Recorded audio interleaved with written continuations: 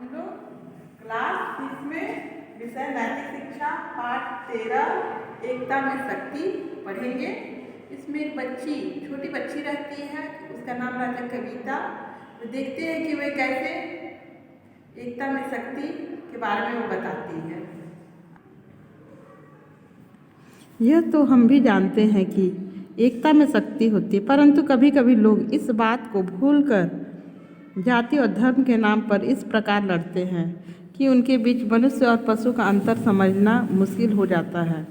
कविता एक समझदार और होशियार लड़की थी। घर हो या विद्यालय, सभी लोग उसके व्यवहार के कारण उससे बहुत प्यार करते थे।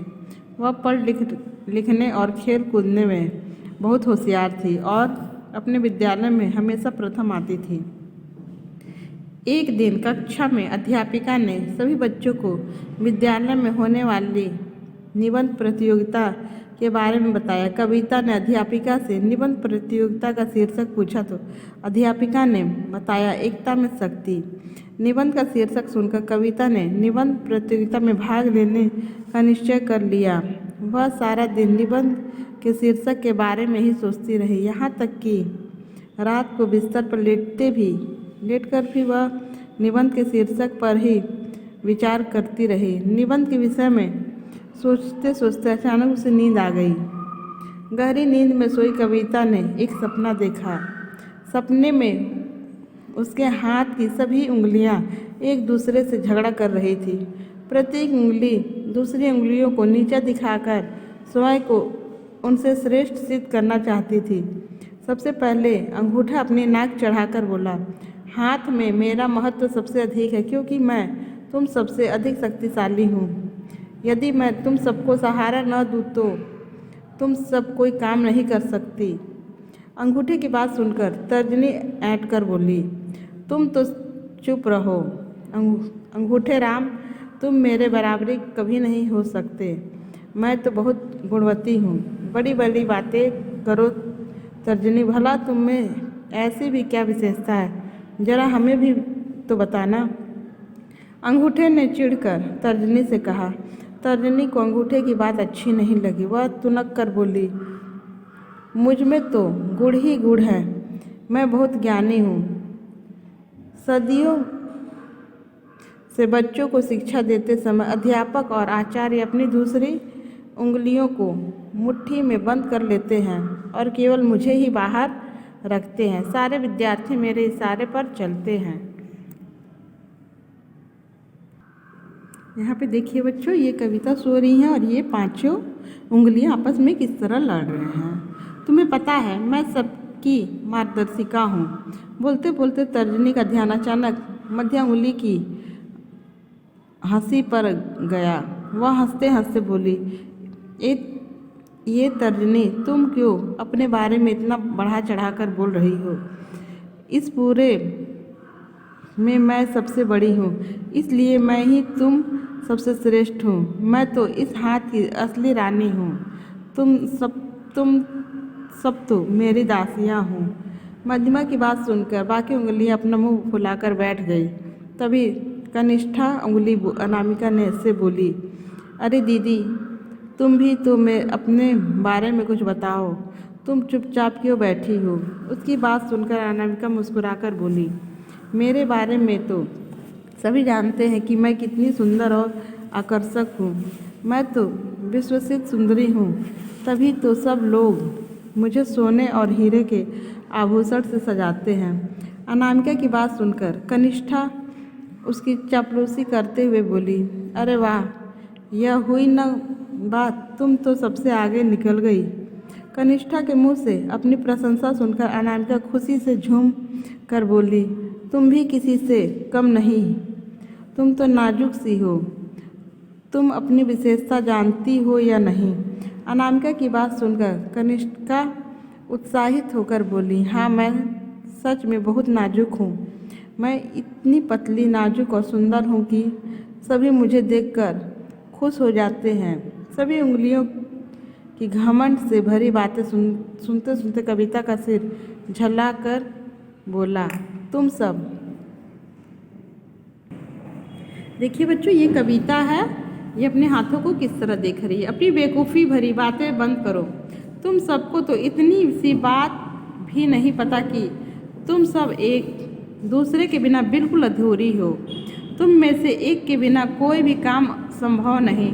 तुम सबके एक साथ रहने से ही हाथ की सार्थकता है। तुम्हारी सबसे बड़ी विशेषता एकता और संगठन है। यह सुनकर सभी उंगलियां लज्जा से एक दूसरे को देखने लगी। तभी कविता की नींद टूट गई। उसने आंखें खोलकर हैरानी से अपने दोनों हाथ देखे। अपने हाथों को बिल्कुल ठीक करके उसने राहत की सांस ली। फिर उसे अपना सपना याद आते ही वह मुस्कुराते हुए बहुत देर तक अपने दोनों हथेली को देखती रही। हथेली देखते देखते उसके दिमाग में सहसा एक विचार आया और वह बोली, अरे मेरी प्यारी हथेली, यह सभी उंगलियां तो तुम्हारे साथ रहती है। तुम ही इन सब के बीच का झगड़ा हमेशा के लिए ख़त्म करा दो। हथेली मुस्कुराते हुए बोली, कविता, मैं भी ऐसा ही सोचती हूँ कि मिलजुल कर साथ रहने में ही इनकी महानता है, पर ये ऐसा नहीं समझती। इनको समझना चाहिए कि इनको अपना घमंड छोड़कर अपने मन बिटाव भुलाकर एक साथ काम करना होगा। इसी से इसका अस्तित्व सार्थक होगा।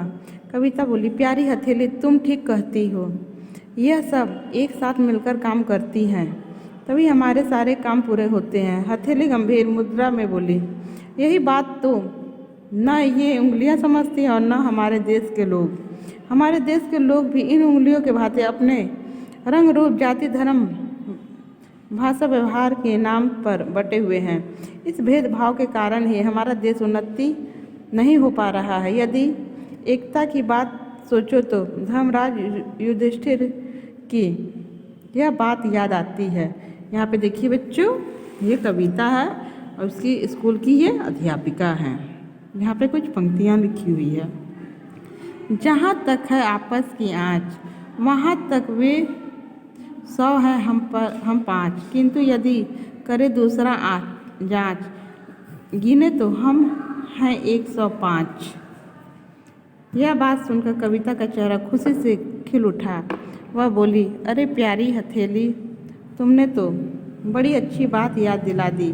काश ऐसा हो कि हमारे देश में भाषा, धर्म, जाति, संप्रदाय आदि के नाम पर होने वाले झगड़े बंद हो जाए। सब आपस में मिलकर एक अखंड भारत की तरह रहे। यह देश तो हम सबका है और हम सबका आपसी प्रेम और भाईचारा ही हमारे देश को महानता बनाता है।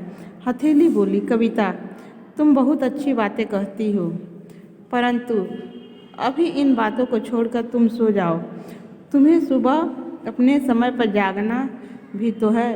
हथेली की बात सुनकर कविता फिर से अपने बिस्तर पर लेट गई और कुछ ही देर में उसे नींद आ गई। अगली सुबह वह अपने समय पर उठकर विद्यालय जाने के लिए तैयार हो गई। उसी दिन विद्यालय में निबंध प्रतियोगिता थी। कविता ने अपना निबंध एकता में शक्ति लिखना शुरू किया। उसने अपने रात के स्वप्न को आधार बनाकर अपने विचार निबंध में लिखे। वह निबंध विद्यालय में सबको अच्छा लगा। निबंध प्रतियोगिता में कविता को प्रथम पुरस्कार मिला। पुरस्कार पाने के बाद कविता ने अपनी हथेलियों की ओर देखा और मुस्कुरा पड़ी। बच्चों, इस पाठ से हमें ये शिक्षा मिलता है कि एकता में ही हमारी शक्ति है। हम लोग को हमेशा कभी भी लड़ाई झगड़ा नहीं करना चाहिए, बल्कि हम लोग को एक साथ अच्छे से रहना चाहिए, एक बन करके। थैंक यू बच्चों।